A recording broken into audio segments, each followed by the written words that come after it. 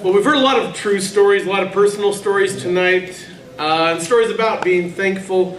And I'm thankful that I'm going to sleep in my own bed tonight and not in the Clown Motel in Nevada. And I'm going to tell you the story about, true story, totally personal story about when I went out to the Clown Motel in Nevada.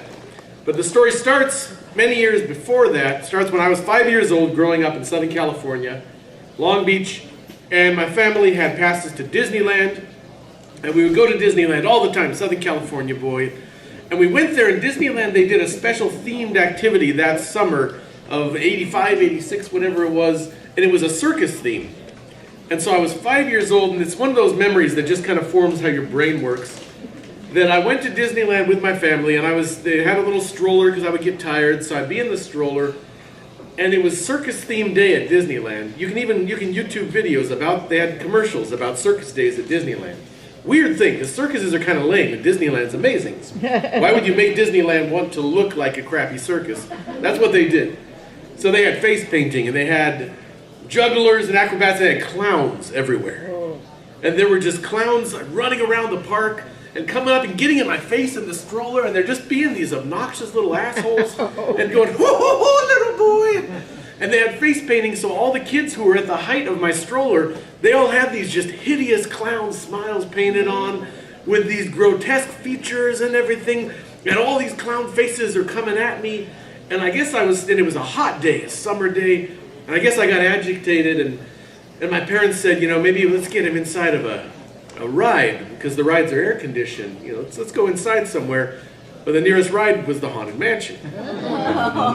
So we went into the Haunted Mansion, and I remember it was cool, and it was dark, and it was nice, and I was away from all these stupid clowns everywhere, and it was calming.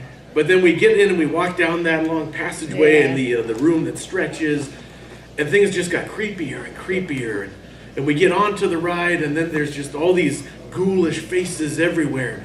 And the ghoulish faces, they reminded me of the clown faces. They all had these just twisted, like caricatures of human faces, and all the features are off, and they all look just hideous.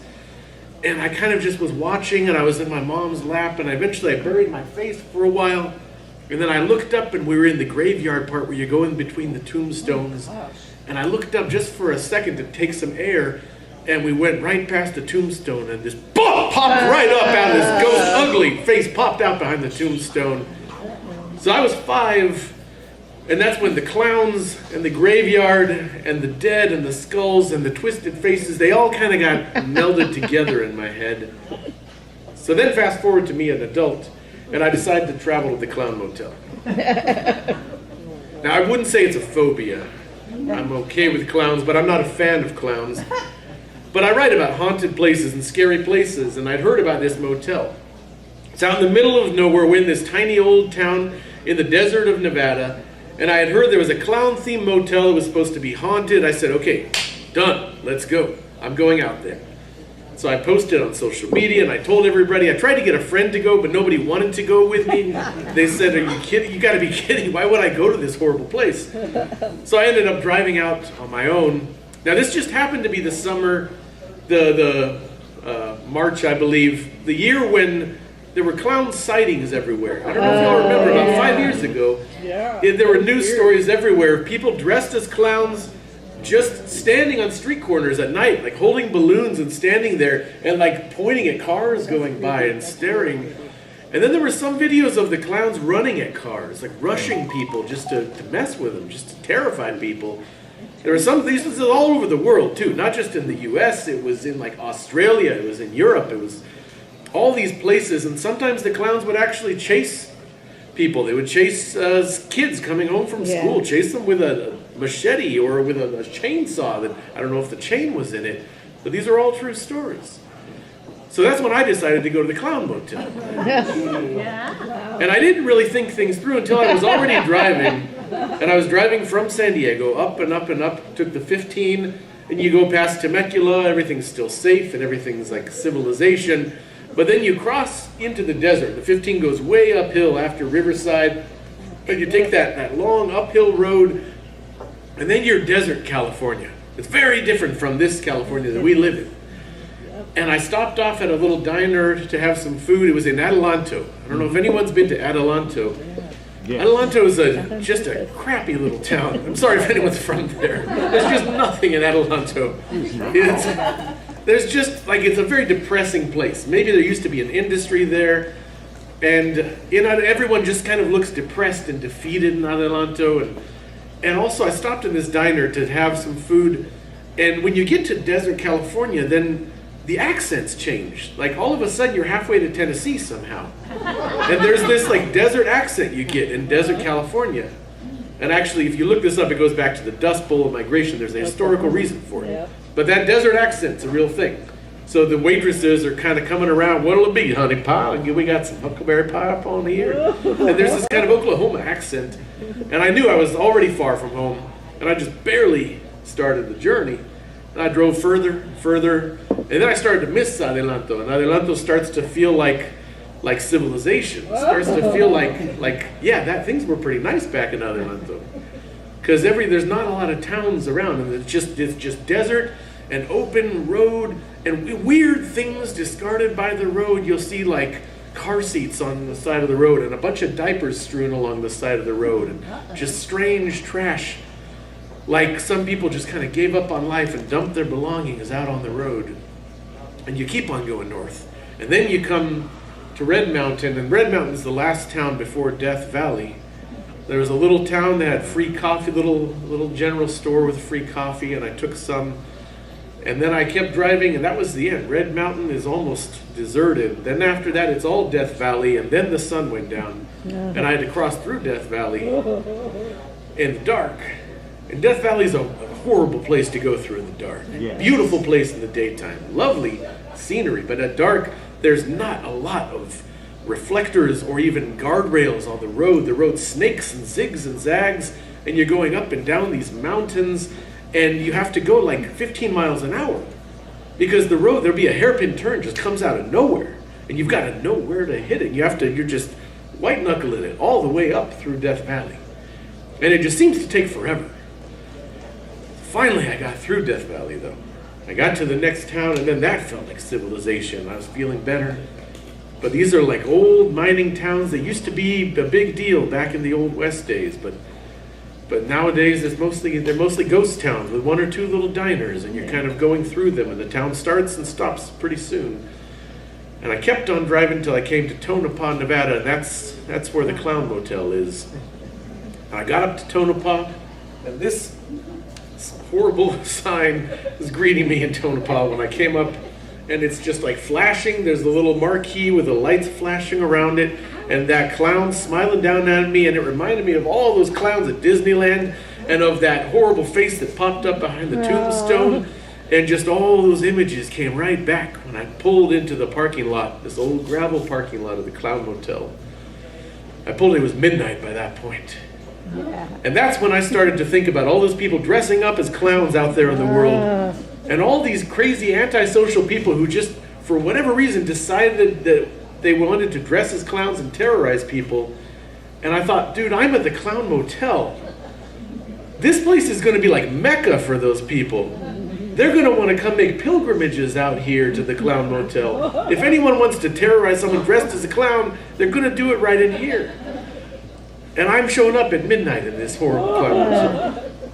So I got there, the lobby's full of clown dolls everywhere, clown pictures everywhere. The lobby has just got life-size dolls. There's a life-size wooden doll sitting in a rocking chair. They call him Mr. Creepy, and he's just sitting there, he's full-size, and some of the workers say that he rocks on his own or his hand moves on its own sometimes. And there's hundreds and hundreds of other little clown dolls in the lobby and in the rooms. I got my key, I went to my room, and there was a clown picture on the door, and I opened it up. And I tossed my bag on the bed, and right in front of the bed, up on the wall, there was this clown painting on the wall, staring down at me to watch me sleep. And it's not like a happy clown. It's got like these dead eyes, and it's just kind of staring with these dead psychopath eyes. This is not a clown that's going to spray seltzer water and play jokes. This is a clown who dreams about murder all day long. And that's the clown on the wall that's going to watch me sleep all night long. But I was exhausted. I'd driven through Death Valley like 8 or 9 hours on the road. So I just thought I'm just going to get some sleep here. Oh, and there's a cemetery next to the hotel. Oh, gee. There's an Old West Cricket cemetery, and everyone has seen some kind of strange light, some kind of figure in that cemetery. Everyone who works at the Clown Motel. And that cemetery is right next door to the Clown Motel. So you got the cemetery, you've got the clowns, and all my worst fears from 5 years old, they're all coming together again, all over. And everyone in the cemetery died a horrible, violent death. And so, like, there's something for everyone to be afraid of here. There's Old West ghosts, and there's clowns, and there's maybe maniacs in the desert coming to kill you, and you're in the middle of nowhere. But I said, I'm just going to get some sleep. So I got into bed, I turned off the lights, and the building is this old wooden building. And the wind, these desert winds blow through, and the building kind of creaks and groans with the movement of those winds coming through. And I could hear people snoring in all the rooms around me. And I tried to go to sleep. I was exhausted, but I just kept having these terrible nightmares. Call it suggestion. Every couple minutes, I would just wake up from this nightmare, like violent, end of the world kind of nightmares about apocalypse and murders and horrible things, monsters, and I just kept waking up. One of the nightmares that woke me up because I heard a voice right in my ear. It was saying my name, saying David, except it was my own voice. David. And it just got louder and louder. David! And my own voice woke me up, and I look, it's like 2:30 in the morning. And then I heard the neighbor in the room right above me. They're just walking back and forth with these like slow, methodical footprints. And they're just pacing back and forth across the ceiling of my room. I can hear these footprints. And I told myself, just go back to sleep. Just try to get some sleep. It's nothing. It's just somebody with insomnia. They're pacing. Don't worry about it. You know, they're having a bad night. Don't worry about this person. They're in the room above you. And then that was when I remembered that I was in the top floor of the Clown Motel. There was no room above my room. There's just a peaked roof upon the Clown Motel, and I still hear those footsteps pacing back and forth, clear as day, pacing across the ceiling of the Clown Motel. Now, I spent 3 nights in the Clown Motel, and we don't have time to talk about all 3 nights. I did walk through that cemetery late at midnight, but to hear all of that, you'll have to check out the book for the rest of those stories. But I want to end by suggesting that you do something like this. You don't have to go to the Clown Motel, but think about one of those old fears from when you're 5 or 6 years old. See if you can figure out a way to confront it.